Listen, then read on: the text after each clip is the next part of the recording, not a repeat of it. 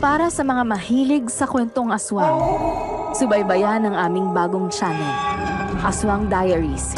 Aswang Diaries. Pasukin ang mga nakakakilabot na mundo ng mga aswang. Aswang Diaries.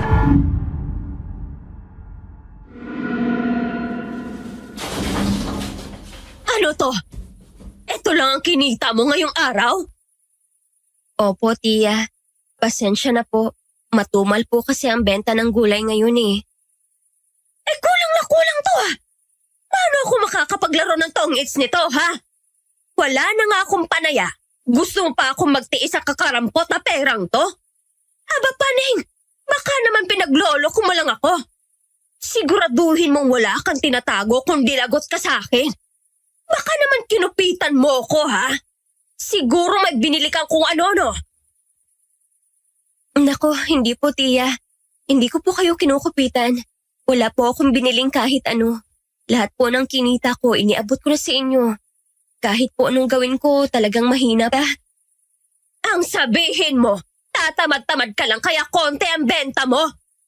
Tama na po. Masakit po. Talagang masasaktan ka sa akin na bisit ka. Tapo, tiya. Tama na po. Kahit kailan malas ka sa buhay ko. Pareho kayo ng nanay mo. Puro kayo pabigat. Huwag niyo naman pong idamay si nanay. Nananahimik na po siya eh. Wala po siyang kasalanan sa inyo. Mabuti nga sa kanya namatay na siya. Puro kamalasan lang naman ibinigay niya sa akin. At ngayon iniwan ka pa niya sa akin. Paalamunin ka na nga, wala ka pang silbi. Kung hindi dahil sa akin, matagal ka na nagpalaboy-laboy sa kalye. Dahil konti lang ang benta mo ngayon, hindi ka kakain. Parusa mo yan sa katamaran mo. Pero tiya, hindi na nga po ako nakakain ng tanghalian kanina eh. Wala akong pakialam. Basta hindi ka kakain. Tapos ang usapan. Umalis ka nga sa harapan ko at baka masampal pa kita ulit. Alis! Kahit kailan visit.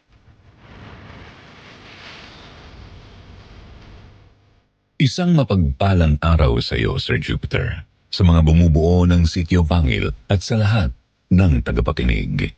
Itago niyo na lamang ako sa pangalang Tony, 37 years old. Bago pa lang po ako sa pakikinig sa inyong channel, nalaman ko ito mula sa aking office mate na mahilig makinig sa mga kwentong inilalabas ninyo. Simula noon, na-addict na rin ako sa pakikinig ng inyong mga true-to-life horror stories. Nag-email po ako upang ibahagi sa inyo ang isang kwento na ikinwento sa akin ng aking Tito Roman. Itatago ko na lamang ang mga totoong pangalan ng mga taong naging bahagi ng kwento upang mapanatili ang kanilang privacy. Ang kwentong ito ay ikinwento sa aking tiyuhin ng kaibigan niyang sundalo na nadestino sa Antique noong taong 1967. Aba, paning. Ano na naman yung mga pasamo sa pisngi? Ha? Nako, huwag mo sabihin ang tiyahin mong impacta na naman ang may kagagawan yan. Nako, hindi po Lola Pasita. Nahulog lang po kasi ako sa papag. Tapos tumama itong pisngi ko sa tabla na malapit sa higaan. Kaya nagkapasa po ako. Sus, wag mo na kaming lokohin, paning. Kahit di mo sabihin, alam namin siya ang may kagagawan niya sa'yo. Sinaktan ka na naman niya, no? Ay nako, gigil na talaga ako sa bruhang yon. Di lang sa babae, sinapak ko na yon. Ay nako, kahit ako, Teroy. Matagal na ako nagtitimpi sa bruhang si Esmeralda. Ay, palagi ka na lang niyang sinasaktan at pinagmamalupitan, paning. Bakit hindi mo pa kasi layasan ng babaeng yon? Hayaan na po ninyo Lola Pasita, Lolo Tiroy. Ayos lang naman po ako. At saka tiyahin ko pa rin po siya. Kapatid po siya ng nanay ko at siya na lang pong nag-iisa kong kamag-anak. Siya nga nag-iisa mong kamag-anak. Pero parang hindi naman kamag-anak ang turing niya sa'yo. Kung ituring ka niya, parang alilang kanin. Wala man lang pagmamahal o malasakit. Hindi ka man lang tinuturing na parang tunay na pamilya. Hindi tama yun, panay ha. Ang hirap sa'yo, Iha. Masyado kang mabait. Kahit alam mong minamaltrato ka na ng tiyahin mo. Hindi ka na nga tinuturing na pamilya. Ginagawa ka pang utusan. Kailan ka pa matututo na ipaglaban na sarili mo? Lola, alam ko pong nag-aalala lang kayo ni Lolo Tiroy. Pero wag po kayong mag-alala. Kaya ko po ang sarili ko. Napagbuhatan lang naman po niya ako ng kamay kasi konti lang ang nabenta kong gulay kahapon. Pero babawi ako ngayon para hindi na niya ako pagalitan pag uwi ko. Ay nako, ewan ko sa iyong bata ka. Inaaway ka na nga ng bruhang yon, pero mabait ka pa rin sa kanya. Hindi niya alam kung gaano siya kaswerte na magkaroon ng pamangkin na katulad mo na may busilak na puso at hindi marunong magtanim ng sama ng loob. Pero tandaan mo ha, iba ang pagiging mabait sa pagiging tanga. Ay, huwag mong hayaang tapak-tapakan ka ng iba. Maging mabuti ka. Pero matuto ka ring lumaban kung kinakailangan. Alam niyo, pinagdadasal ko po na sana dumating ang araw na wag na pong magalit sa akin si Tia Esmeralda.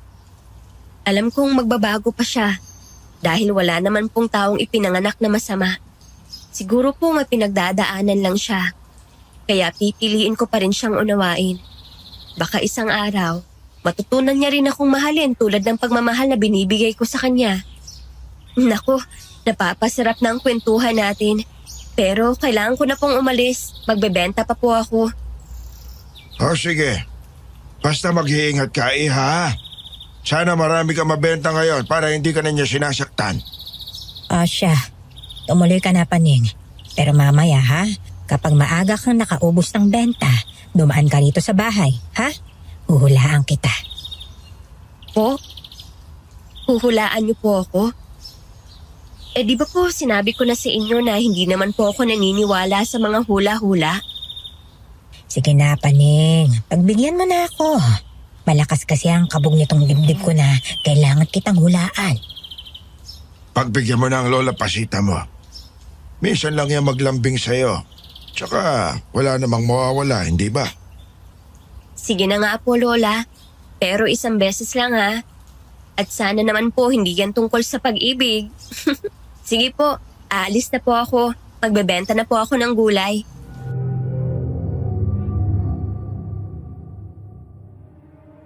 Dahil palaging minamaltrato ng sariling tiyahin, natagpuan ng kawawang si Paning ang pagmamahal at pagkalinga sa kanyang mga kapitbahay. Ang matandang mag-asawa na sina Lola Pasita at Lolo Teroy. Mababait ang dalawang matanda kaya itinuring na rin niyang tunay na lolo at lola. Walang anak ang mga ito, kaya naman minahal at inilagaan nila si Paning na parang sarili nilang apo. Si Lola Pasita ay isang manghuhula, samantalang si Lolo Teroy naman ay isang karpintero. Matapos magpaalam sa mag-asawa, nagsimula ng maglako ng kanyang panindang gulay si Paning. Lumibot pa siya sa malalayong baryo upang maubos lang ang kanyang paninda. Sa kabutihang palad, naibenta niya ang lahat ng gulay at maaga siyang nakauwi. Masayang masaya siya dahil malaki ang kanyang kinita sa araw na yun.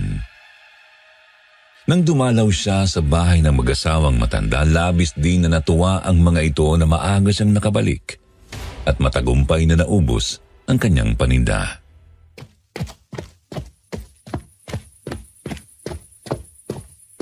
Lola Pasita, Lolo Tiroy, ang swerte ko ngayong araw. Hoy Paning, aba, ang aga mo nakabalik ha? Maaga ka nakaubos sa mga paninda mo, Iha.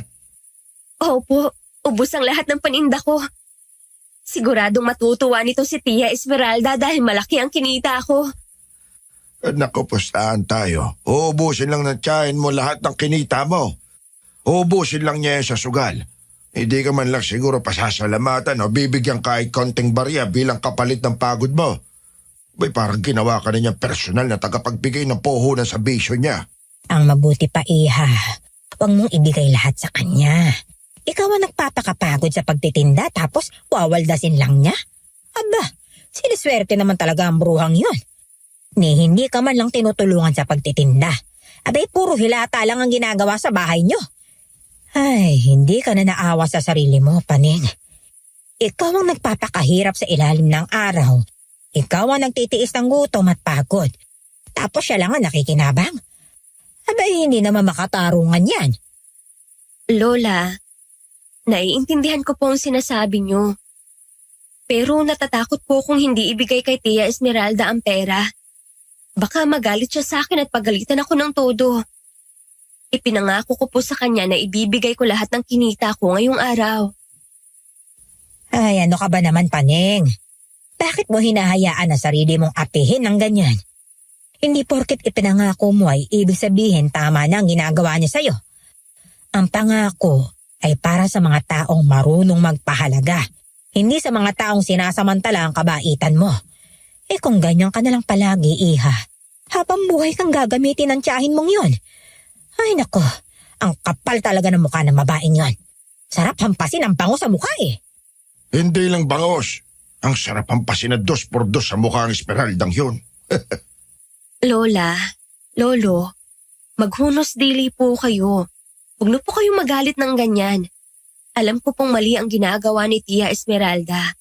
Pero pamilya ko pa rin po siya. Hindi ko po kayang suklian ng galit ang ginagawa niya sa akin. Ay, puro ka pamilya. Pero hindi ka naman itinuturing na pamilya. Ay nako, kung hindi lang dahil sa'yo at sa mga pakiusap mo sa amin, matagal na naming isinumbong ang tiyahin mong yun sa pulis dahil sa pananakit niya sa'yo. Subukan lang talaga niya ulit na saktan ka at hindi kami magdadalawang isip ng lolo mo na ipakulong siya. Lola naman ibalato mo na lang sa akin to. Hindi ko naman po sinasabing tama ang ginagawa niya. Pero baka isang araw magbago rin siya. Bigyan natin siya ng isa pang pagkakataon. Hindi ko alam kung darating pa ang araw na yon. Baka mas mauna pang tumubo ang balahibo sa palaka kaysa magbago tiyahin mo.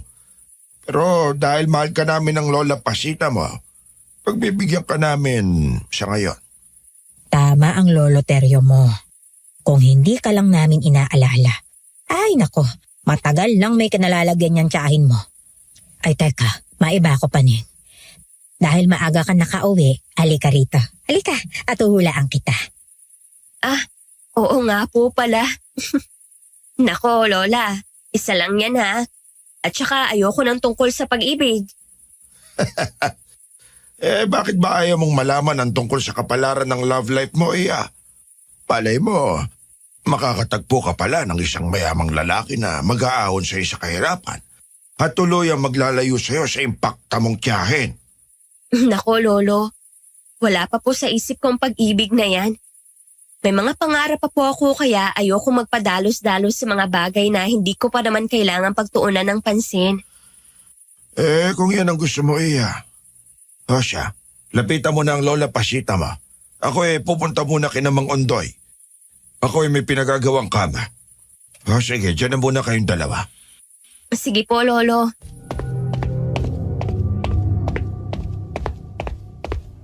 Ang akala ni Paning ay nakalimutan na ni Lola Pasita ang planong panghuhula sa kanya. Ngunit hindi pala. Hindi rin siya nakaligtas. Sa pagitan ng kalansing ng mga abaloryo at amoy ng insenso sa loob ng bahay na mag-asawa, mahigpit siyang tinitigan ng matandang babae.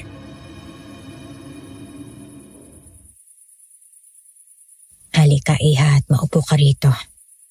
Kailangan na talaga kitang hulaan. Lola, bakit po ba gustong-gusto niyong hulaan ako? Hindi ko rin alam, Iha, pero napakalakas ang pakiramdam ko na kailangan kitang hulaan sa lalong madaling panahon. Parang may bumubulong sa akin. May isang bagay na dapat mong malaman bago mahuli ang lahat. Inilabas ni Lola Pasita ang kanyang mga baraha, Sir Jupiter. Mabilis niya itong binalasa at saka naglapag ng ilang piraso sa mesa.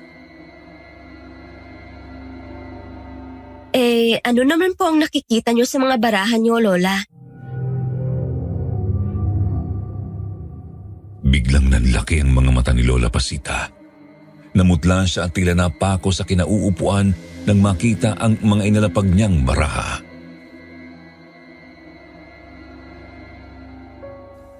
Diyos ko, Paning Iha!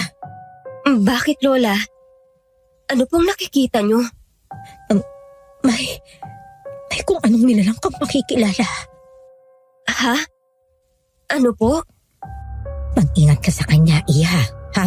Kapapahamak mo ang nilalang na ito.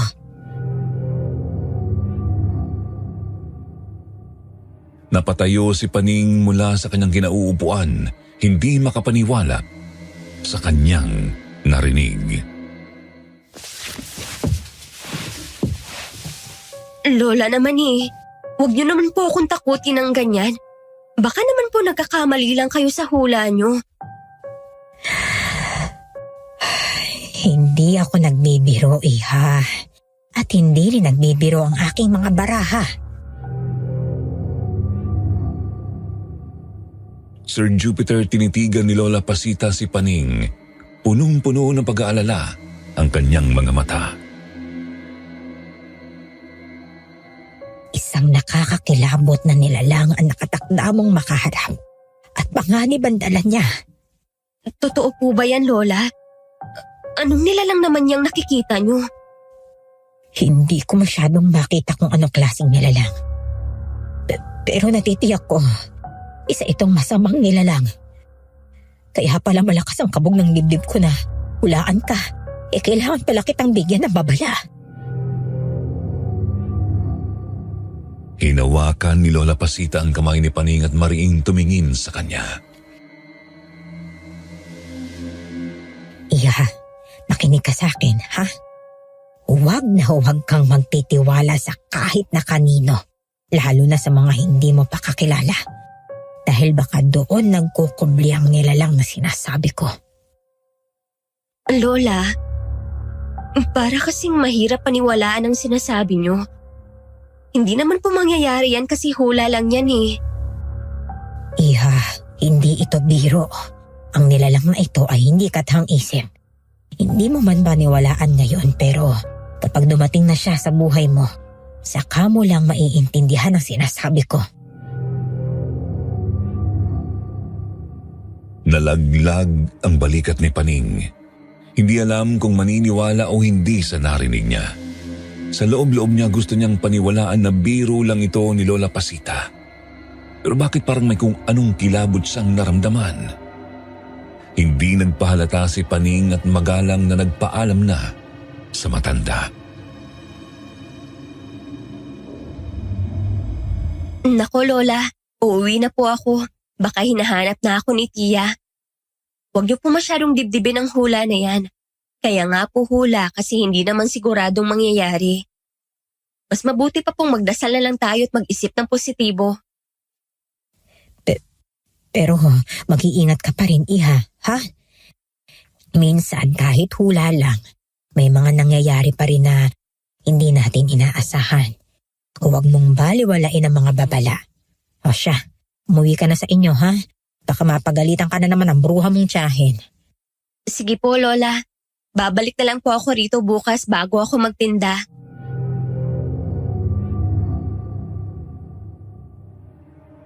Habang naglalakad pa uwi ay iniisip pa rin niya ang lumabas sa hula ni Lola Pasita. Pero pilit niya itong binabaliwala. Ayaw niyang magpadala sa takot lalo na't alam niyang hula lang yun. Walang kasiguraduhan. Ngunit kahit anong pilit niyang alisin sa isip niya may kung anong puwersa na bumubulong sa kanya na mag-ingat. Pagdating niya sa kanilang bahay, wala roon ang kanyang tiyahin. Tia? Tia? Wala si Tia. San kaya nagpunta yun? Tuwing ganitong oras palaging nandito siya tag-aabang sa kinita ko Nakakapagtakat wala siya rito.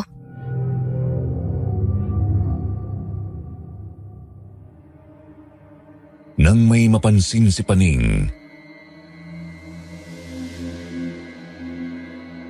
Teka, anong mga to? Ang dami namang bagong damit at mga pampaganda.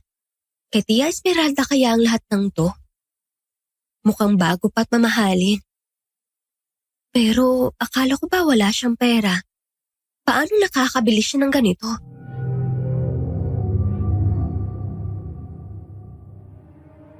Habang tinitingnan ni Paning ang mga bagong damit at pampaganda na nakapatong sa higaan ng kanyang tiyahin, may narinig siyang nagbukas ng pinto sa sala.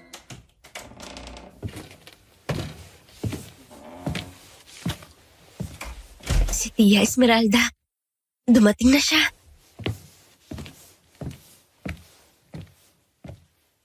Tia, nandito na po ako. Maaga po akong nakaubos ng paninda.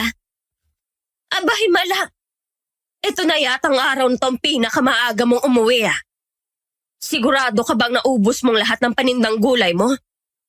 Opo, Tia. Naubos pong lahat kaya malaki pong intriga ko sa inyo ngayon. Siya nga ba? Bueno, akin at nang makita ko kung nagsasabi ka ng totoo babae ka. Opo, ito po, Tia. Aba, malaki nga. Ito ng pinakamalaking na intriga mo sa akin Paano ka kumita ng ganito kalaki? Siguro nilalandi mo ang mga lalaking customer mo, no? Bukod sa pagtitinda mo ng gulay. Kahit kailan malandi ka, manang-mana ka sa nanay mo. Hindi po ako ganong klaseng babae. At lalong hindi po ganon si nanay. Kahit kailan, hindi ko ibinaba ang sarili ko para lang kumita ng pera. Pinaghihirapan ko po ang bawat sentimong iniaabot ko sa inyo, Tia. Dumayo pa po ako sa kabilang baryo makabenta lang. Kaya wag po kayong magsalita ng ganyan. Ay nako, kahit ano pang sabihin mo, pareho lang kayo ng nanay mo. Magaling sa pangaakit. Pwe! Akin ang lahat ng perang to. Para makarami ako sa tong-its.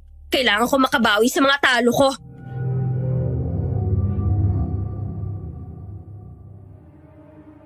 Pero bago lumarga ang tiyahin ay may naisip siya. Pero, Tia, may itatanong lang po sana ako. At ano na naman yon? Dalian mo! Kating-kati na akong magtongits Kanina po pagdating ko rito, agad ko kayong hinanap. Kaya napunta ako sa kwarto nyo. May nakita po akong mga bagong damit at pampaganda na nasa ibabaw ng higaan nyo. Sa inyo po ba lahat ng yon, Tia? At sino may sabi sa'yo na pumasok ka sa kwarto ko, Aber? Wala po kasi kayo rito sa sala at sa kusina. Kaya tiningnan ko po kung nandun kayo. Akin ang mga yon. At baka iniisip mo na binili ko. Nagkakamali ka. Binigay lang yun sa akin ng kaibigan kong galing States. Sino pong kaibigan nyo na galing sa States? Ay nako, wala kang pakialam. Hindi mo rin naman kilala yon. Ay, sandali. Dahil binanggit mo sa akin, mayroon akong kakilala na bibili raw ng paninda mong gulay. Po? Hindi mo ba ako narinig? Ang sabi ko, meron akong kakilala na bibili ng paninda mong gulay. Sinabi ko na yun sa kanya dati at bibili raw siya. Puntahan mo siya bukas. Ibibigay ko sa yung address niya. Tia, Sabado po bukas. Di po ba pahinga ko dapat yun? Siya lang naman ang bibentahan mo Pagkatapos pwede ka nang umuwi. Ang sabi niya sa akin, papakyawin niya daw ang paninda mo. Kaya kailangan mo siyang puntahan bukas. Dalhin mo sa kanyang pinakasariwang gulay Ayoko mapahiya. Naiintindihan mo? Opo. Sige po, Tia. Pupuntahan ko po siya bukas. O siya, magtotongits na ako. Ikaw nang bahala rito sa bahay. Maglinis ka, maglaba, at hugasan mo yung mga pinagkainan ko sa lababo Gusto ko pagbalik ko, nakaluto ka na rin ng hapunan. Entiendes? Opo, Tia.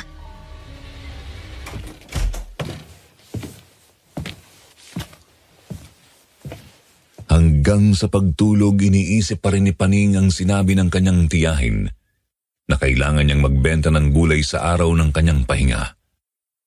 Labag man sa loob niya dahil yun na lamang ang tanging araw ng kanyang pahinga, wala siyang magawa. Kinaumagahan, maaga siyang nagising upang kumuha ng mga gulay mula sa kanyang supplier. Pagkatapos ay hiningi niya sa tiyahin ang address ng kanyang pagdadalhan ng paninda. Oh, itong address ng kakilala ko na bebentahan mo ng gulay. Tandaan mo ha, huwag na huwag mo akong ipapahiya. Nako, kapag nagreklamo sa akin yun, matatamaan ka talaga sa akin, babae ka. Huwag po kayong mag-alala, tiya. Sisiguraduhin ko pong bibili siya ng paninda kong gulay at matutuwa siya rito. Aba, dapat lang. Hindi basta-bastang kakilala kong yon, kaya umayos ka. Sige na, lumarga ka na para maaga kang makauwi. Marami ka pang gagawin dito sa bahay. Opo, tiya. Aalis na po ako.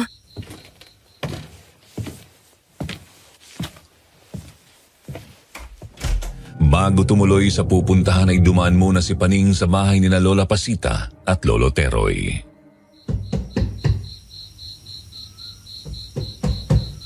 Lola? Lolo? Nandito na po ako. Oh, iha, ano ba't maaga ka nagising? Hindi ba't araw ng pahinga mo ngayon? Oo nga. At ano yan? At may dala kang mga gulay. Magtitinda ka ngayon. Opo. Inutusan po kasi ako ni Tia Esmeralda na bentahan ng gulay yung kakilala niya. Maaga po akong pumunta sa supplier para kumuha ng mga sariwang gulay. Ayoko may masabi sa akin yung bebentahan ko. Baka magreklamo kay Tia. Ay, talaga nga namang napakasama na ugali ng tiyahin mong yon, ano?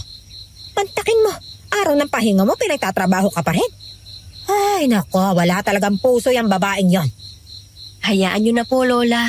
Sayang din po kasi. Baka pakyawin niya itong mga gulay. Dagdag kita rin po.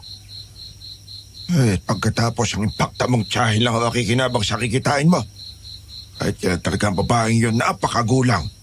Gusto niyang ubusin ng lakas mo sa kakatrabaho para sa kanya. Hindi na siya naawa sa'yo. Ay, nako. Tama na nga yan, Teroy, at baka atakihin ka pa rin sa sobrang galit mo sa babaeng yon. Oh, bueno, Paning. Dahil alam naman namin hindi ka mapipigilan mag-iingat ka na lang sa pagtitinda mo, iha, ha? Yung sinabi ko sa'yo, ha? Yung nakita ko sa hula, huwag na huwag mong babaliwalain yon. Sandali lang, teka, may ibibigay ako sa'yo.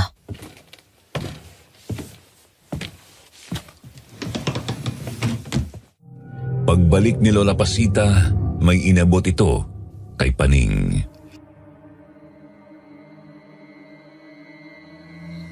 Ito, iha. Itago mo ito, ha? Malaki ang maitutulong nito sa'yo. Ano po to, Lola? Nabendisyon ng Prosipiho yan, iha. Mabisang pangontra sa masasamang elemento at nilalang. Gamitin mo yan kung kinakailangan, ha? Huwag mong ihihiwalay sa'yo yan, ha? Sige po, Lola. Salamat po. Pero kailangan po ba talaga nito? Tanggapin mo na lang, iha.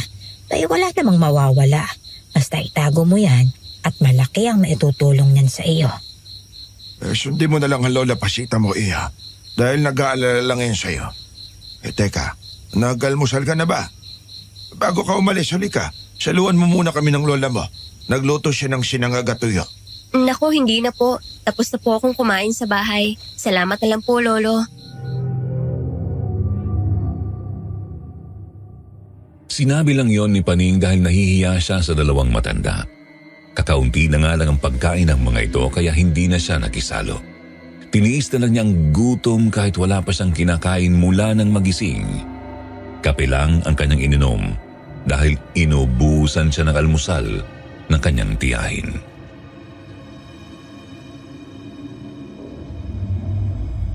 Sige po, tutuloy na ako. Magkita na lang po ulit tayo mamaya.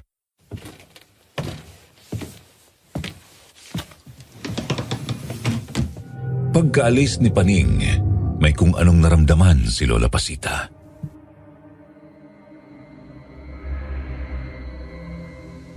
Diyos ko, Bakit, Pasita? Anong problema?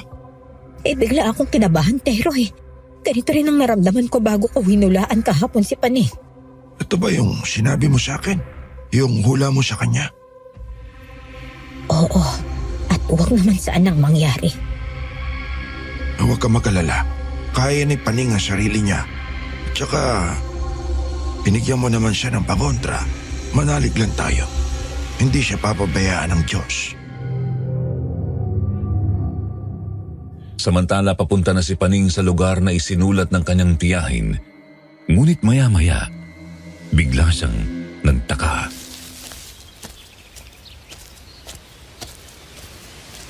Teka, tama ba tong address na isinulat ni Tia sa papel? Papunta na to sa Kakahuyan. Pero baka doon naman nakatira yung kakilala niya.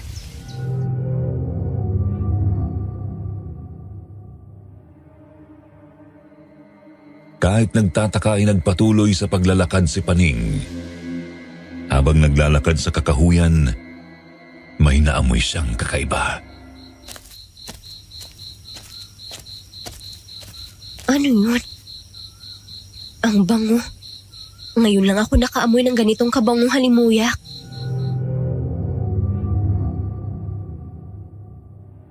Isang di pangkaraniwang amoy ang sumingaw sa hangin. May dalang kakaibang enerhiya na tila bumabalot at umaalipin kay Paning, Sir Jupiter.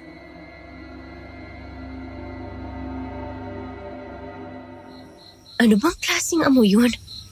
Bulaklak ba yun? Pabango?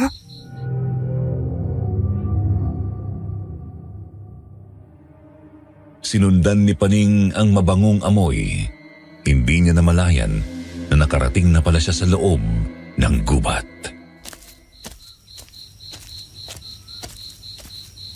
Ang bango-bango talaga.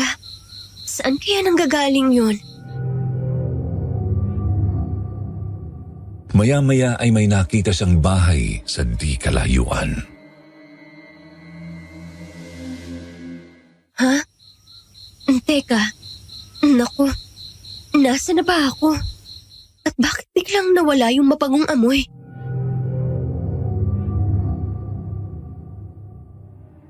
Napansin ni Paning na may babaeng lumabas mula sa bahay. Ha? Teka, mukhang dito na yata yung bahay ng kakilala ni Tia Esmeralda.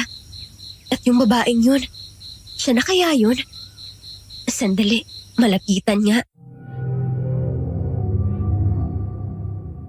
Nilapitan ni Paning ang babae at nagpakilala.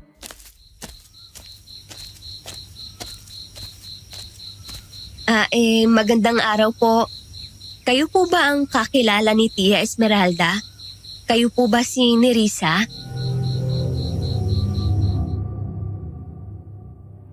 Agad na tumingin ang babae sa kanya at ngumiti. Ako nga si Nerissa. Ikaw ba ang pamangkin ni Esmeralda na nagbebenta ng gulay? Opo, ako po si Paning, pamangkin po niya. Inutusan niya po ako na pumunta rito para pagbentahan kayo ng mga gulay. Oo nga. Nasabi niya yun sa akin noong nakaraan. Sariwa naman ba ang mga gulay mo? Naku, sariwang-sariwa po ang mga ito. Kakakuha ko lang po sa supplier ko na itong mga gulay, kaya hindi po kayo magsisisi. Bili na po kayo. Ano po ang gusto niyong gulay? May talong, kalabasa, kangkong, ampalaya, litsugas at marami pang iba.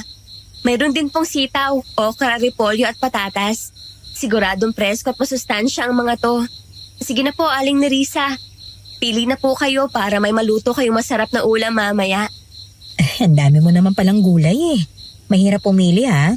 Ang mabuti pa, pumasok ka muna sa loob ng bahay ko. Halika, doon ako pipili ng gusto kong gulay. Sige po. Salamat po. Pagpasok ni Paning sa loob ng bahay ng babae, nanlaki ang kanyang mga mata. Napakaganda ng loob nito.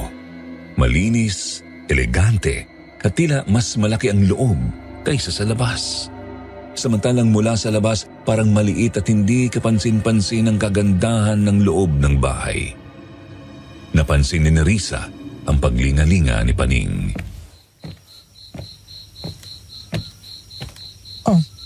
Bakit? May problema ba? Nako, pasensya na po. Hindi ko lang po maiwasang humanga. Napakaganda po ng loob ng bahay niyo. Malayong-malayong itsura nito sa labas. Ang linis-linis po rito sa loob at ang ganda ng mga dekorasyon. Maganda ba? Sinadya ko talagang hindi pagandahin ang labas ng bahay ko. Para makaiwas sa masasamang loob, alam mo na. Ang bahay ko ay nasa loob ng gubat. Mabuti na nag-iingat, hindi ba? Bakit po ba dito nyo naisipang tumira sa gubat? Hindi po ba kayo natatakot? Natatakot? Hindi naman. Wala naman akong dapat ikatakot. Mas gusto ko nga ang tahimik at payapang buhay dito sa gubat Malayo sa gulo. Walang ingay at sariwang hangin ang nalalanghap ko araw-araw. Ang totoo, mas gusto kong tumira rito. Malayo sa mga tsismoso at tsismosa. Pero hindi po ba kayo nalulungkot? Wala po ba kayong kasama rito? Sanay na rin ako mag-isa. Pero hindi naman ibig sabihin nun kailangan ko ng malungkot. Sa bagay po. Pero paano po kung may mangyari sa inyo rito? Wala pong makakarinig sa inyo o tutulong.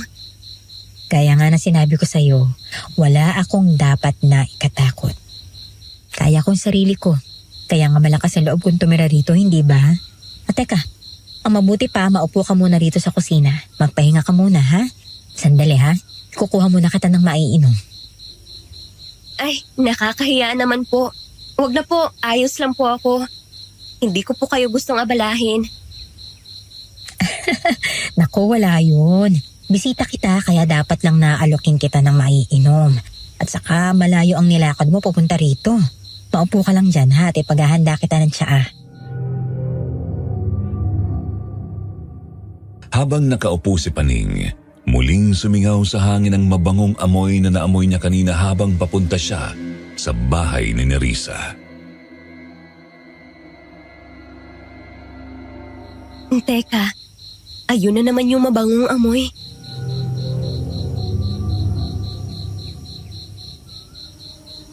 Pagbalik ni Nerissa, may dala na itong isang tasa na may lamang tsaa. Inilapag niya ito sa harap ni Paning. Oh, inumin mo na muna ang tsaa na yan ha? Masarap yan.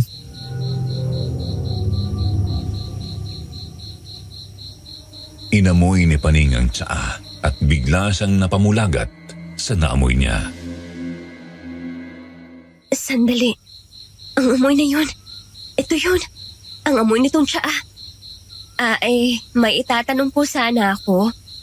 Ha? Ano yun? Habang papunta po kasi ako rito, may naamoy akong mabangong amoy.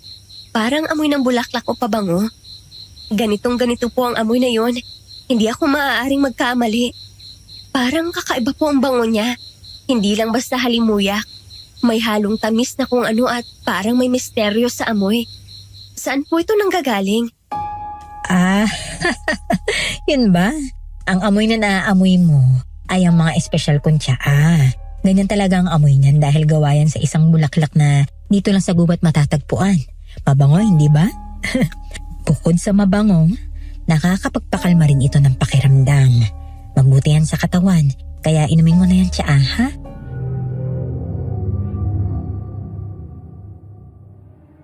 Dahil sa sobrang bango ng tsaa, dali-daling kinuha ni Paning ang tasa. Ngunit dahil sa kanyang pagmamadali, hindi niya sinasadyang mabitawan ito. Ay! Bumagsak ang tasa sa sahig, nabasag at natapon ang laman nito. Dahil sa nangyari ay biglang nag-iba ang ekspresyon ni Nerissa.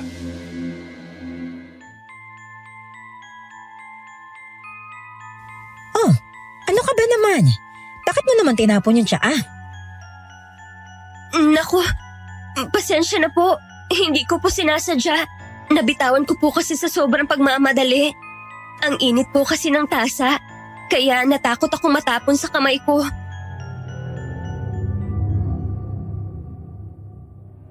Sir Jupiter, biglang nagdilim ang mukha ni Nerissa.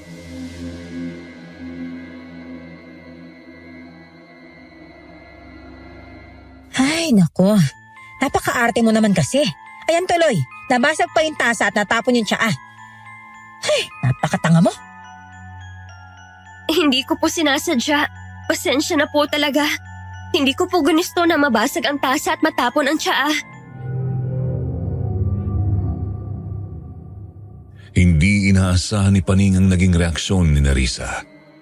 Ramdam niya ang kakaibang tensyon na bumalot sa loob ng bahay. Hindi niya maipaliwanag pero may kung anong mali sa pakiramdam niya.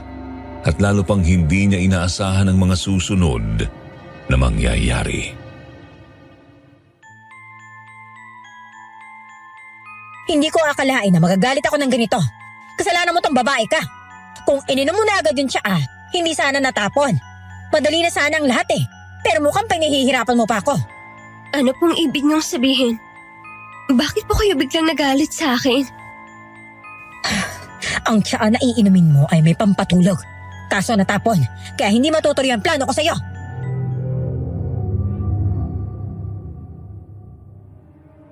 Kinabahan at napaatras si Paning sa sinabi ni Nerissa. Teka muna. Ano? Pampatulog? Plano? Ano pong ibig niyong sabihin? Anong plano? Plano sana kitang patulugin muna bago kita kainin. Ano po?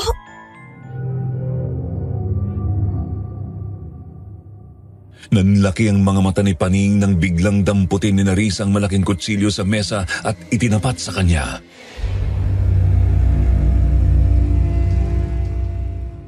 Sandali po! Huwag po! Ano pong kasalanan ko sa inyo? Wala naman po akong ginawang masama. Hindi ko po sinasadya na mabasag ang tasa kanina.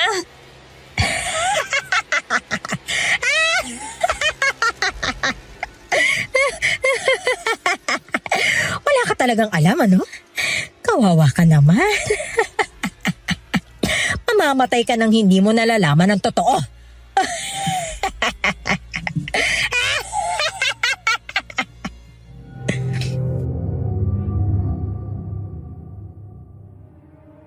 Sasagot pa sana si Paning nang bigla siyang sugurin ni Nerissa. Iwinasiwas nito ang matalas na kutsilyo, hakmang sasaksakin siya. Mabuti na lang at nakaiwas siya.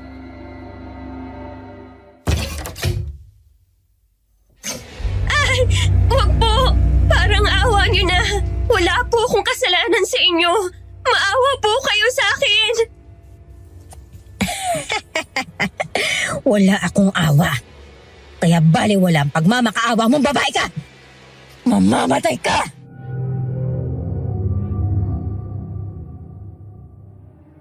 Muling umatake si Nerissa at sa ikalawang pagkakataon na hagip ng hawak ng kutsilyo ang braso ni Paning.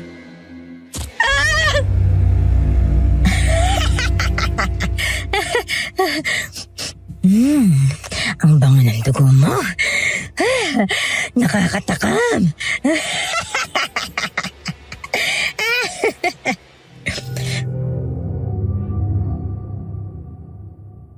Muling sumugod si Nerissa kay Paning ngunit sa pagkakataong yun nakahanap ng tiyempo si Paning. Malakas niyang tinadyakan si Nerissa sa tiyan.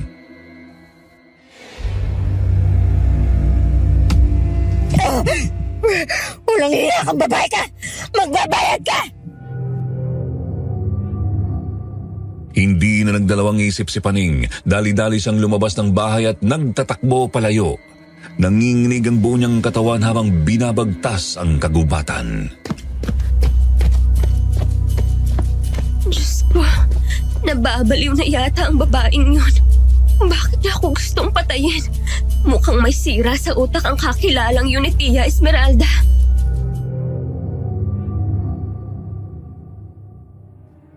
Hindi tumigil si Paning sa pagtakbo. Kahit hingal na patuloy siyang tumakas mula sa babaeng tila wala na sa sarili. Mas kinatakutan niya ang maaring mangyari kung mahuli siya nito.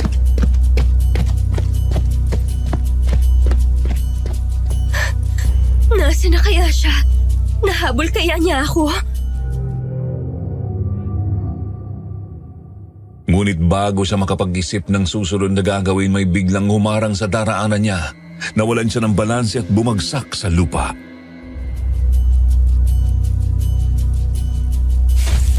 Aray!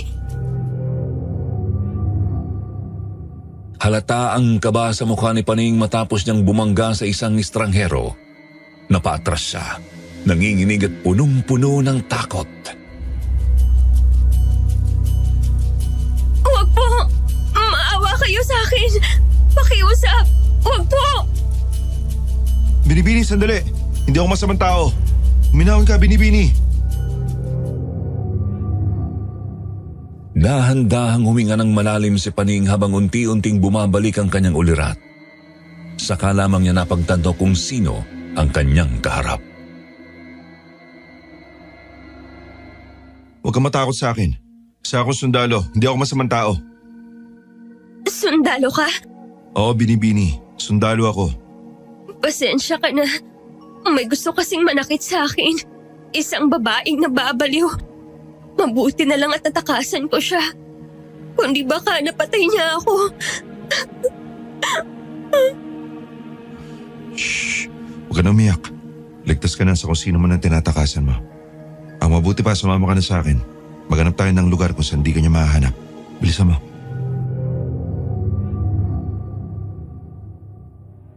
Nakaramdam si Paning ng kapanatagan sa presensya ng lalaki, Sir Jupiter. Hindi niya ito kilala at hindi rin niya alam kung totoo ang sinasabi nito na sundalo ito. Pero sa hindi may paliwanag na dahilan, nagawa niyang sumama at magtiwala rito.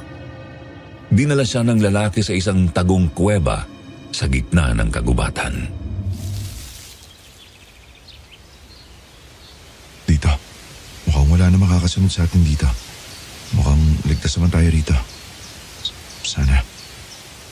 Sana. Mukhang hindi mo rin sigurado kung ligtas tayo sa lugar na to. Teka, sabihin mo nga sa akin ang totoo. Sundalo ka ba talaga? Pinagdududahan mo ba ako? Isa akong sundalo. Tignan mo nga tong uniforme ko. Hindi ba pang sundalo to? Oo nga, pang sundalo nga ang suot mo. Pero iyo ba talaga yan? Baka naman kinuha mo lang sa kung saan at nagpanggap ka lang na sundalo. Hindi ko naman basta isusuot to kundi akin. Alam mo bang may parusa sa mga nagpapanggap na sundalo? Hindi ko ipapahamak ang sarili ko ng ganun lang. At kung duda ka pa rin, ito, tignan mo to. May pangalan ko. May ranggo ako. Oh, gusto mong pambasahin? Hindi na nakapagsalita pa si Paning nang makita ang pangalan ng lalaki sa ipinakita nitong plaketa. Private First Class, Diego Martinez. Para maniwala ka na sundalo talaga ako, tignan mo to. Ginagamit ko to kung kinakailangan. Alam ko natatakot ka, pero wala akong masamang balak sa'yo, Binibini. Ang sabi ko nga, hindi ako masamang tao. Oo na, sundalo ka nga. Pero anong ginagawa mo rito sa gubat? Bakit ka nandito? May mga kasama ka ba? Oo, may mga kasama ako. Pero nahiwalay ako sa kanila. Nawala ako. Kanina, bago tayo magkabungguan, hinahanap ko sila eh. Hindi ko kabisado ang lugar na to dahil sa ibang lugar kami nakadistino. Dito lang kami pinadala para sa isang misyon. Ganun ba? Ako naman si Paning.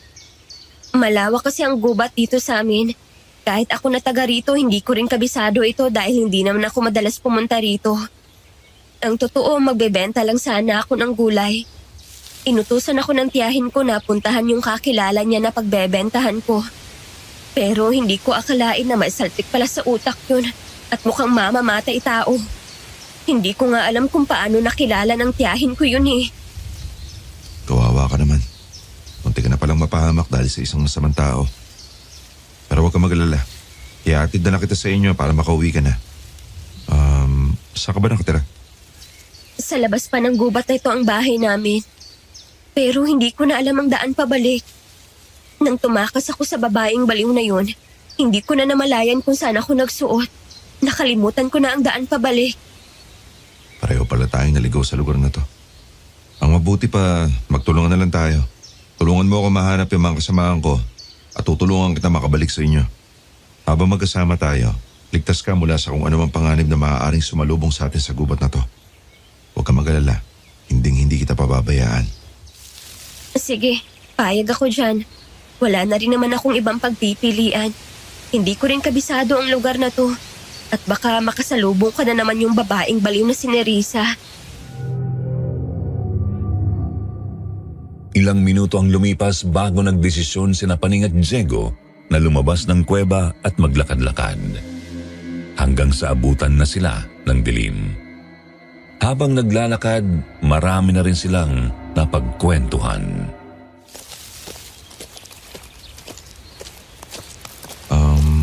Matagal ka na bang nakatira rito, Paning? Oo, dito na ako ipinanganak at lumaki. At dito na rin ako tumanda. Alam ko ang bawat sulok ng lugar namin. Pero itong gubat, hindi ko to kabisado kaya nga hanggang ngayon hindi tayo makaalis-alis. Mga magulang mo, kasama rin ba sila? Wala na akong mga magulang. Namatay sa isang aksidente ang tatay ko. At ang nanay ko naman ay namatay dahil sa malubhang sakit. Ang tiyahin ko na lang ang kasama ko sa buhay. Pinalulungkot ko. Pareho pala tayo. Wala na rin ako mga magulang. Pinalaki ako ng aking lolo at lola. Pero nung tumanda sila at di na nakakapagtrabaho, kinailangan kong humanap ng paraan para buhayin ang sarili ko. Maaga rin ako natutong magsumikap, natutong umas sa sarili. Kaya siguro sanay na rin ako mag-isa. Pero sa tingin ko, kahit pareho tayong wala ng mga magulang, mas maswerte ka pa rin kaysa sa akin. Bakit mo naman nasabi yun? Tingnan mo nga ang sarili mo. Isa kang sundalo, may pinag-aralan. Samantalang ako hanggang elementarya lang ang natapos ko. Ngayon isa lang akong tendera ng gulay. Hindi ko man lang nagawang tuparin ang pangarap kong maging guro. Minsan naiisip ko, kung buhay pa siguro ang mga magulang ko, baka ibang buhay ang meron ako ngayon. Pero siguro ganito talagang kapalaran ko. Huwag mo sabihin yan. Walang masama sa pagiging tindera ng gulay. Kasi ang marangal na trabaho. At hindi sukatan ng halaga ng isang tao ang taas ng natapos niya o trabaho niya. Ang mahalaga, nagsisikap ka at hindi ka nagnanakaw o nanloloko ng kapwa. At saka, hindi pa uli ang lahat para sa mga pangarap mo. Kung gusto mo talaga maging guro, may paraan. Kahit mahirap, hindi imposible. Nasasabi mo lang yan para hindi sumama ang loob ko eh. Pero alam ko naman ang totoo. Hindi lahat ng tao ay may pagkakataong tuparin ang pangarap nila. Hindi tulad mo, Diego. Ikaw may oportunidad kang hawakan ang gusto mong maging. Pero ako, kahit anong gawin ko, parang hanggang dito na lang talaga ako. Hindi totoo yan. Kung gusto mo talagang baguhin ang buhay mo, may paraan. Oo, mahirap pero hindi imposible. Di naman agad-agad makakamit ang pangarap. Pero kung unti-unti mong sisimulan, kahit maliit na hakbang lang, darating din ang araw na mararating mo yun.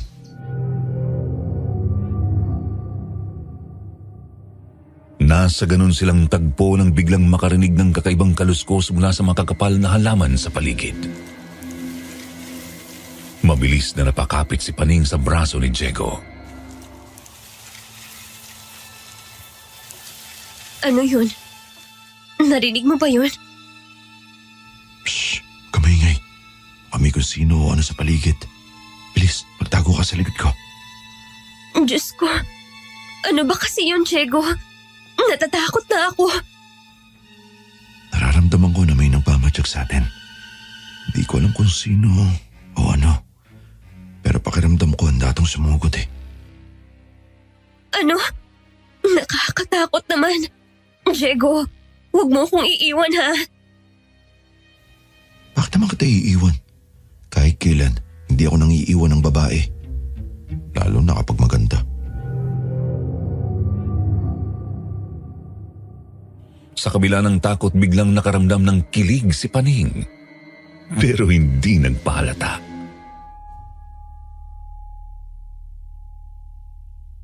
Ano ka ba? Kung ano-ano pang sinasabi mo eh. May kung ano na nga sa paligid. Baka mamaya kung ano na yan eh. Muli nilang narinig ang mga kaluskos, ngunit may kasabay na itong nakakakilabot na pag-angil.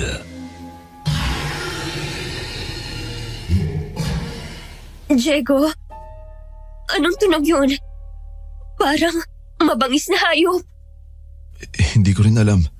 Pero mukhang hindi ito ordinaryong hayop, Paning. Nang hindi nila inaasahan mula sa makakapal na halaman ay lumabas ang isang nakakapangilabot na nilalang.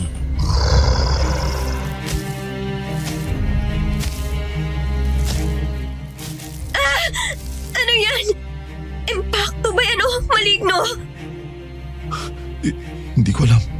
Pero sigurado akong halimaw yan. Ngayon lang ako nakakita ng ganyang kapangit na nilalang.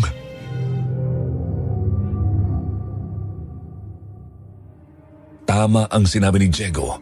Ngayon lang siya nakakita ng ganoong nilalang. Nanlilisik ang namumulang mga mata nito. Mabalahibo ang buong katawan at mukhang unggoy ang itsura.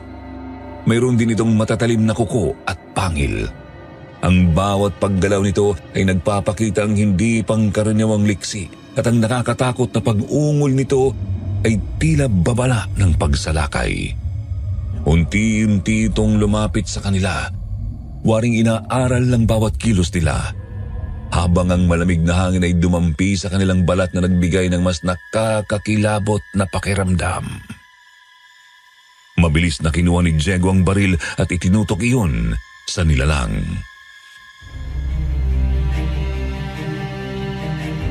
Subukan mo lumapit na pangit ka.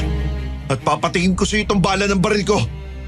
Hindi ako magdadalawang isip na gamitin to sa'yo kung susubukan mo saktan kami. Ngunit sa halip na umatras, lalo pang nagalit ang nilalang. Mas lumakas ang nakakapangilabot nitong pag-ungol at unti-unti itong yumuko na parang handa ng umatake sa kanila. Nanginginig na si Paning sa takot habang si Diego ay mas lalong naging alerto. Sinusukat ang bawat galaw ng mabangis na nilalang. Muling pinaputukan ni Diego ang halimaw. Tinamaan ko! Tinamaan ko ang impakto! Ngunit sa halip na matumba ay tila mas lalong nagalit ang nilalang. Diego, mas lalo yata nagalit ang impacto sa ginawa mo. Tangina, pag dinadaplisan na. Wisit, tignan natin kung di pa'y matumba sa gagawin ko.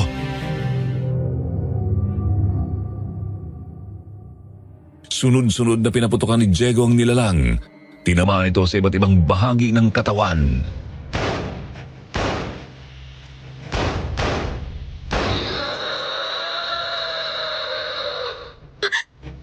Diego, mukhang hindi siya tinatabla ng bala mo.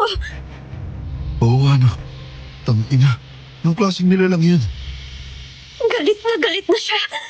Tingnan mo yung mga mata niya, mas lalong nanglisi. Pero hindi ako susuko.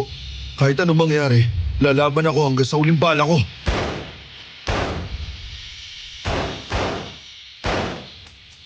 Inubos ni Diego ang lahat ng bala sa kanyang baril, ngunit nanatili pa rin nakatayo ang nilalang.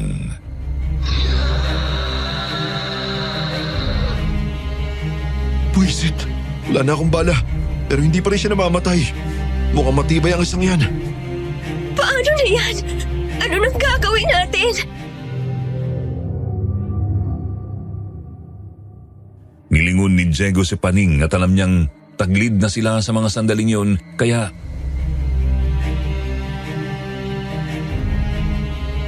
Paning, Ano yun? kapag sinabi kong takbo, tatakbo tayo ha? Oo, sige. Ngayon na, Paning! Takbo!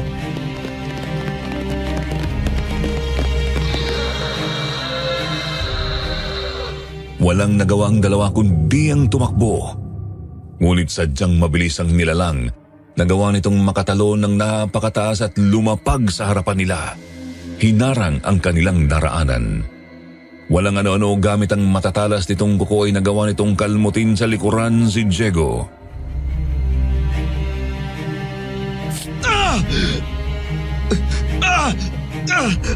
Diego!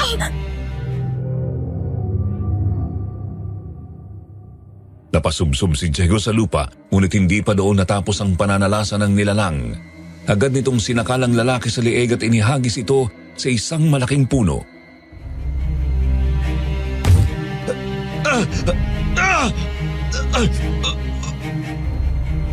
Diyos ko, Diego! Tigilan mo na siya! Impakto ka! Sa sinabi ni Paning ay siya naman ang binalingan ng nilalang. Huwag na huwag mo siyang sasaktan!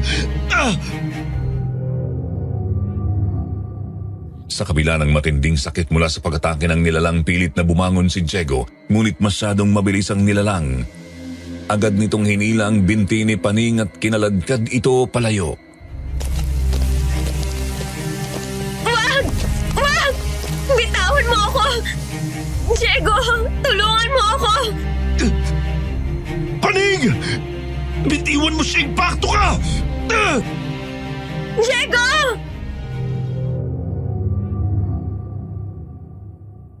Walang nagawa si Diego nang tuluyang matangay ng nilalang si Paning.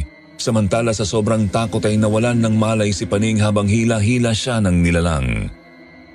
Hanggang sa nagbalik ang kanyang malay.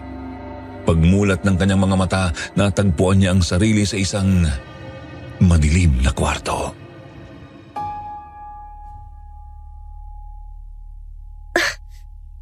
Nasaan ako? Anong lugar to?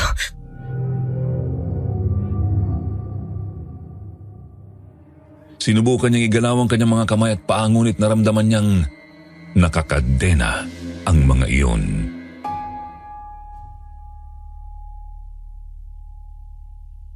Bakit ako nakakadena? Diyos ko, binihag ako ng impaktong yun. Tulong! Tulungan niyo ako! Hoy, impakto! Pakawalan mo ako rito! Nang biglang bumukas ang pinto at narinig niya ang marahang yabag ng mga paa sa sahig.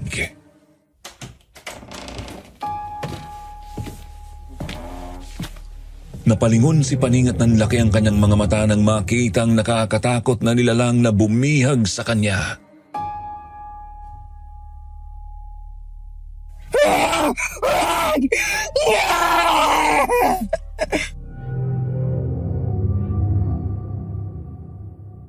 Nanginig ang buong katawan ni Paning sa takot sa presensya ng nilalang, ngunit pinilit niyang maging matapang. Ikaw! Ang impaktong bumihag sa akin! Bakit mo ako ikinulong dito? Bakit hindi mo pa ako pinapatay? Sumagot ka! Sino ka ba talaga, impakto ka? Sa halip na sumagot, biglang humalakhak ng malakas ang nilalang. Animoy nalilibang sa mga sinasabi ni Paning.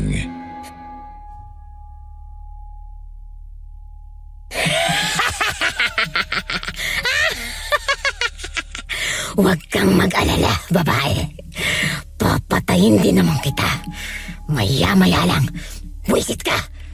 Pinagod mo ako kakahanap sa'yo.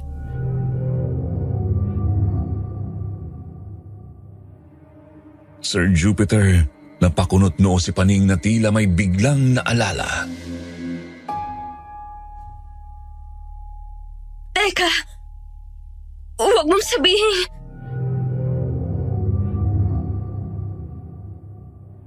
Hindi niya na ituloy ang kanyang sasabihin nang biglang magbago ng anyo ang nilalang. Nadlaki ang kanyang mga mata sa pagkabigla ng makitang tunay na mukha ng impakto. Ikaw? Ikaw ang impakto? Ni Risa? Ako nga. Isa akong aswang. Aswang? Oo, aswang. Alam mo ba na muntik na kitang makain kanina? Pero nakatakas ka. Akala mo'y maswerte ka na? Pero mas maswerte ako dahil nahanap ulit kita. Nangilabot si Paning sa sinabi ni Narisa, lalo na nang marinig ang sumunod nitong sinabi.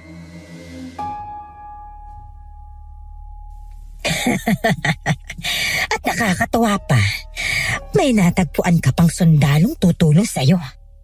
Pero sundalong pulpul naman pala. Walang kalaban-laban ng lalaking yun sa akin. Pasalamat siya. At ikaw lang ang kailangan ko. Kundi ay nilaman ko na rin siya. Ano bang kailangan mo sa akin? At saka, di ba kakilala ka ni Tia Esmeralda? Bakit? Napangisi si Nerissa bago muling humalakhak.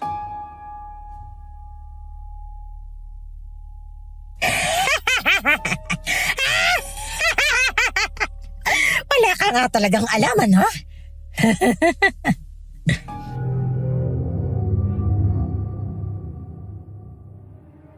Saglit namang tumigil sa bagalakak ang aswang at ngumisi ng mas malapad.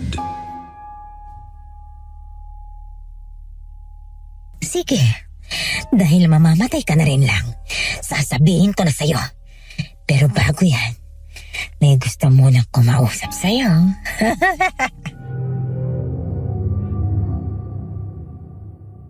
Muling bumukas ang pinto.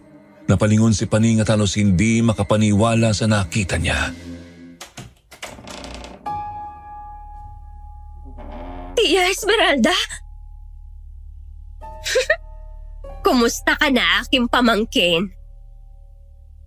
Tia, anong kinalaman mo rito? Anong kinalaman mo sa aswang na yan? Sandali naman, ang dami mong tanong. Isa-isa lang ha. Ganito kasi yan, pamangkin.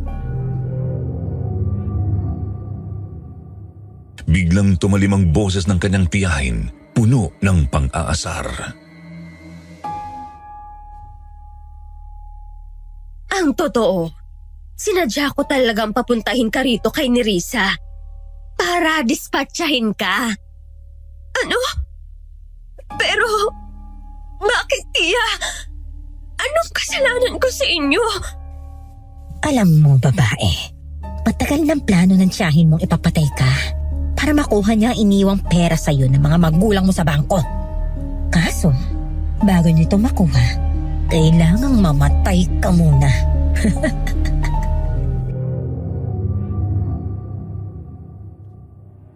Nanlumo si Paning sa narinig.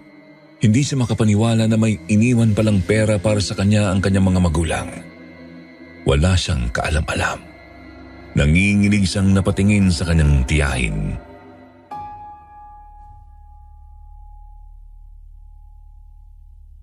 Kaya pala kahit kailan hindi niyo ako minahal. Kaya pala lagi niyo akong tinatrato na parang basahan. Wala ko yung ibang ginawa kundi saktan ako at iparamdam na wala akong kwenta. Yun pala ay wala talaga kayong pakialam sa akin. At gusto niya pa akong ipapatay dahil gusto niyang makuha ang perang iniwan sa akin ng mga magulang ko. Ganun ba talaga kalaki ang galit niyo sa akin, Tia? Oo, galit na galit ako sa'yo. Dahil tuwing nakikita kita, nakikita kong kapatid kong pinakamamahal ng mga magulang namin at ang pinakamamahal ng lahat. Siya na lang lagi ang maganda, matalino, magaling. Pati ang lalaking minahal ko, sa kanya pa rin nagkagusto. Kaya ipinangako ko sa sarili ko na ipapasa ko ang galit ko sa'yo. Ikaw ang magiging instrumento ng paghihiganti ko. Ang bawat sakit na naramdaman ko noon, ipaparanas ko sa'yo ng mas matindi. At ngayon ang pinakamatinding bahagi ng aking paghihiganti, Paning, ang pagkawala mo ng tuluyan. Kaya nakipagsabuatan siya sa akin. Matagal ko ng kaibigan ng tiyahin mo, noon pa man.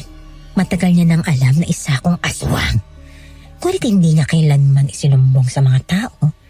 Dahil malaki ang utang na loob ko sa kanya kaya handa akong gawin ang lahat upang matulungan siya.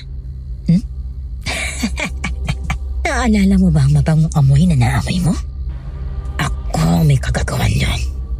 Ginawa ko ang aking kaalaman sa itim na mahika upang ikaw mismo ang lumapit sa akin. At nagtagumpay ako.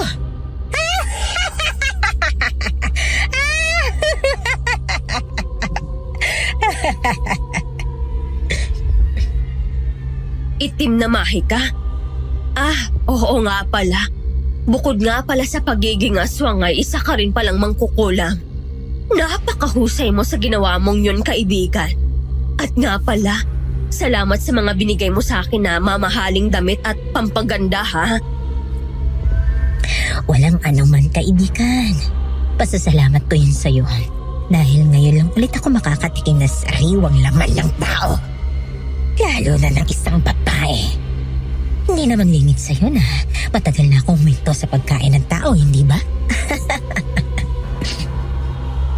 Maraming salamat sa iyo dahil tuluyan ang mawawala sa landas ko ang babaeng to. Kaya wala ka nang magagawa, Paning. Kailangan mo nang mamatay. Inaantay ka na ng nanay at tatay mo sa kabilang buhay. Gusto ko, habang unti-unting nawawalang hininga mo, mararamdaman mo ang bawat pait, bawat kirot at bawat hinagpis na tinis ko sa loob ng maraming taon.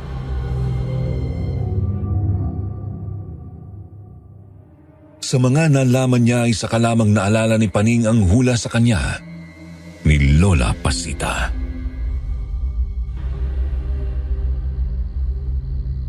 Tama ang hula sa akin ni Lola Pasita. Makakaharap po isang nakakatakot na nilalang na magiging sanhi ng aking kapahamakan. Pero hindi lang pala isa, kundi dalawa. At isa ka na ron, Tia Esmeralda. Napakasama mo, Tia. Pati ako, sarili mong kadugo gusto mong ipapatay? Wala kang puso. Aba, hinulaan ka pala ng huklubang matandang yon. Pero tama nga siya. Nagkatotoo ang hula niya. Mapapahamak ka. At saka tama ka, masama talaga ako.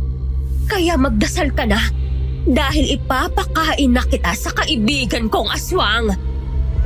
Sige, Nerissa. Ikaw nang bahala sa babaeng yan. Pagpiestahan mo ang katawan niya at ang gusto ko ay walang matitira kahit buto niya. Ayokong may makitang bakas ng pagkatao niya. Tiyak na mapapasakin ang perang iniwan sa kanya ng mga magulang niyang pulpol. Biglang nagbago ulit ng anyo si Nerissa. Bumalik sa pagiging aswang.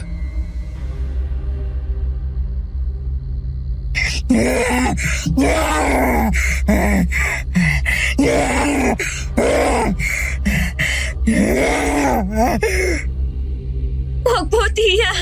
Maawa kayo sa akin. Huwag niyo po ako ipakain sa aswang na yan. Nakikiusap po ako. Ngunit hindi sa pinansin ng tiyahin niya at hinayaan lang nitong lumapit sa kanya ang aswang. Nakahanda na itong lapain siya nang biglang... Anong? Akala nyo ba hayaan ko kayong gawin niyang kipaning? Nagkakamali kayo! Diego, nahanap mo ako. Oo, Paning. Nahanap ko kung saan ka dinala ng impaktong yan. Dinala ka niya rito sa bahay niya. Salamat dito sa mayuwagang krusipio na nahulog mula sa bulsa mo. Tinulungan ako nito para mahanap ka. Naaalala ko na. Yan yung krusipiho na ibinigay sa akin ni Lola Pasita. Ang sabi niya sa akin, malaki raw maitutulong niyan sa akin. Visit kang sundalo ka. Hindi ko akalaing mahahanap mo kami. Sino bang pakialamerong lalaking yan, Nerissa? Ang mabuti pa, unahin mo nang lapain ang isang yan. Hindi na sana kita binuhay kanina. Sana ay tinapos na kita kung alam ko lang na mangingialam ka. Ngayon, humanda ka sa akin. Tatapusin na talaga kita!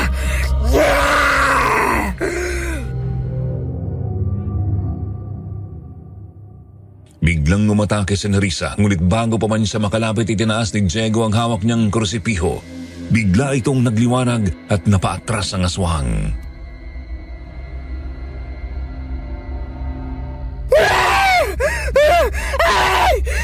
Hindi ako makakita! Liwanag na nagagaling sa bagay na yan! Binubulag ako! Anong nangyayari? Nerissa? Hindi ko alam kung anong kapangyarihan meron ng krusipiyong ito. Pero gagamitin ko ito para mapatay ka impakto.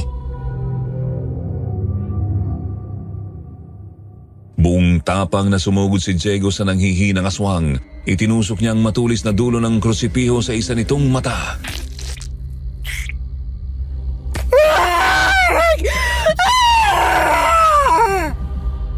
Nerissa! Walang hiya ka! Anong ginawa mo sa kaibigan ko? Hindi na ito pinakinggan ni Diego. Sa halip, mabilis siyang kumilos at itinusok ang matulis na dulo ng krusipiho sa dibdib ng aswang. Mamatay kang impacto ka!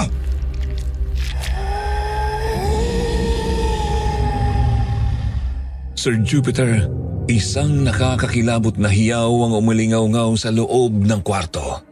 Kitang-kita nila kung paano nagkikisay ang aswang habang unti-unting nagliyab ang katawan nito hanggang sa tuluyang nilamon ng apoy ang nilalang.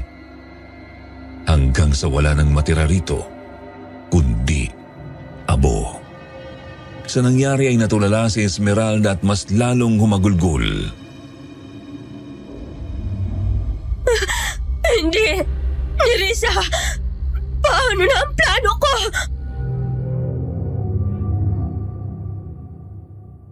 Nakakita si Diego ng lagaring bakal sa loob ng kwarto. Dali-dali niyang pinutol ang mga kadena sa kamay at paa ni Paning hanggang sa tuluyan itong makalaya. Ligtas ka na, Paning. Wala na ang aswang.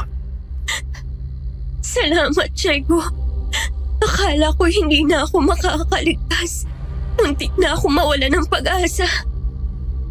Iniligtas ka nitong krusipiho mo, Paning. Na makita ko to sa lupa, bigla tong umilaw. Ang liwanag na nagmula rito, ang nagturo sa akin ng tamang daan para matuntun kita. Narinig ko ang lahat, Paning. Napakawalang puso ng tiyahin mo. Pinagtangka ang kanyang patayin at nakipagkasundo pa talaga siya sa isang aswang. Bigla silang napatingin kay Esmeralda na dahan-dahang umatras papalayo at saka biglang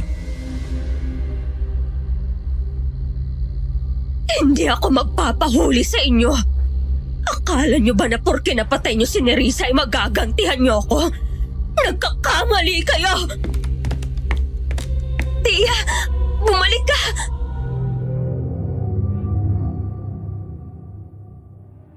mabilis na tumakbo si Esmeralda palabas ng bahay ni Nerissa. Agad naman siyang hinabol ni Diego at Paning. Ngunit hindi niya napansin ang isang nakausling bato sa kanyang dinadaanan.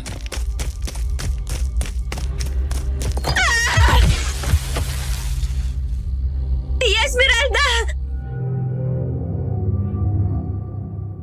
Hindi na napigilan ni Esmeralda ang kanyang pagbagsak. Habang tumatakbo na tisod siya sa nakausling bato at tuluyang nahulog sa bangin na malapit sa bahay ni Nerissa. Nang marating ni Diego at Paning ang gilid ng bangin, tumambad sa kanila ang lasog-lasog na katawan ng babae. Doon na tuluyang nagwakas ang kasamaan ng tiyahin ni Paning.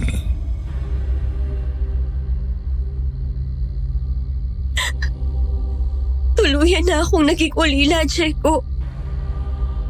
Wala na akong mga magulang. Nawala pa pati si Tia Esmeralda. Wala na talaga akong pamilya. Hindi ko alam kung paano ako magsisimula. Kung saan ako pupunta. Huwag kang malungkot, Paning. Sabi mo rin sa akin na may kapitbahay ka mababait sa'yo, di ba? Kahit papano, meron ka pa rin pamilyang uuwian. Di mo man sila kadugo, nandyan pa rin sila para sa'yo. At higit sa lahat, nandito ako. Simula ngayon, hindi ka na mag-iisa. Gusto ko ulit magpasalamat sa lahat ng tulong mo, Diego. Hindi kita makakalimutan. Utang ko sa'yo ang buhay ko. Wala yun. Tungkulin ko magligtas ng mga nangangailangan. Tara na, Paning. Ihatid na kita sa inyo. Di ba sabi ko sa'yo, ihatid kita? Oo nga pala. At sinabi ko rin sa'yo na tutulungan kitang mahanap ang mga kasamahan mo. Tutuparin ko yun. Pangako. Sa kanilang pag-alis sa lugar na yon, laking pagtataka nila nang madali nilang natunto ng daan pa uwi. Pagkarating sa lugar nila ay agad na pinuntahan ni Paning sina Lola Pasita at Lolo Teroy upang ikwento ang lahat ng nangyari. Labis naman ang pasasalamat ng dalawang matanda na hindi siya napahamak. Pinasalamatan din ng mga ito si Diego sa pagliligtas sa kanya. Hindi nagtagumpay ang tiyahin mo sa kanyang kasamaan. Dapat lang ang nangyari sa kanya. Kahit kailan hindi talaga magwawagi ang kasamaan sa kabutihan. Nakakaawa po si Tia. Kung hindi lang siya kinain ng galit at paghihiganti, ay pagkakataon sana siyang magbago. Huwag kang malungkot, Iha. Ngayong wala nang tiyahin mo, dito ka na tumira sa amin. Ituring mo kami ng Lolo Teroy mo na pamilya mo. Ha? Napamahal ka na sa amin, Iya. Kaya tanggap na tanggap ka namin. Ang bahay na ito ay magiging tahanan mo na rin. Maraming salamat po, Lolo, Lola. Kayo rin po. Mahal na mahal ko rin po kayo. At salamat po pala sa ibinigay niyo sa akin, Lola, na krusipiho. Dahil dito, buhay pa ako. May mahika po ba ang krusipihong to, Lola? Wala, Iha. Ordinaryong krusipiho lang yan. Na nabendisyonan. Kaya ang sinabi niyong iniligtas kayo niyan, hindi yun dahil sa mahika o anumang kapangyarihan, kundi dahil sa inyong matinding pananalig sa Diyos. At yun ang totoong nagligtas sa inyo. Pagkatapos niyon, tinulungan ni Paning si Diego na mahanap ang mga kasamahan nitong sundalo. Humingi siya ng tulong sa kanilang kapitan upang matuntun ng mga ito. Hindi nagtagal natagpuan nila ang iba pang sundalo at napag-alamang nakatakda ng umalis ang mga ito at madedestino na sa ibang lugar.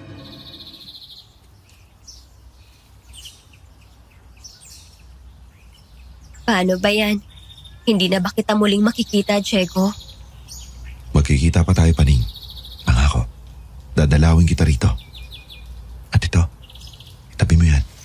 Ano to? Anong nakasulat dito? Address ko yan at numero ng telepono. Tawagan mo ako o puntahan mo ako kapag may pagkakataon ka. Huwag kang mag-alala. Itatabi ko talaga to. Mag-iingat ka, Diego. At salamat ulit. Hindi ko alam kung kailan tayo muling magkikita. Pero sana hindi to ang huli. Ikaw din, mag-iingat ka rin ha. Masaya ako na nakilala kita. Hindi man natin alam ang bukas, pero umaasa akong magkikita tayong muli. Basta wag mong kakalimutan, hindi ka na mag-iisa. Hindi nga roon nagtapos ang kwento ni Paning at Diego, Sir Jupiter. Dahil maraming beses pa silang nagkita. Ipinagpatuloy ni Paning ang pag-aaral gamit ang perang ipinamana sa kanya ng mga magulang. Nagtapos siya ng kolehiyo at natupad ang pangarap niyang maging guro sa isang pampublikong paaralan. Samantala si Diego naman ay nagpatuloy sa panglilingkod bilang sundalo at sa huli, sila rin ang nagkatuluyan. Ngayon si Diego ay retirado na sa pagiging sundalo habang si Paning ay patuloy pa rin na nagtuturo. Biniyayaan sila ng 3 anak at isang masayang pamilya. Ngunit kailanman ay hindi nila makakalimutan ang lahat ng nangyari noon. Lalo na si Paning. Nanganib ang kanyang buhay, pero nagbigay daan naman yon sa isang mas magandang bukas. Nakilala niya ang lalaking makakasama niya pala sa habang buhay. Ang sundalong kaibigan ng tiyuhin kong si Tito Roman ay si Diego. Ang sundalong sumagip noon sa asawa nitong si Paning sa kamay ng aswang. Sa mga nakikinig, nangyari na rin ba sa inyo ang naranasan ni Paning na pinagmalupitan ng sariling kadugo?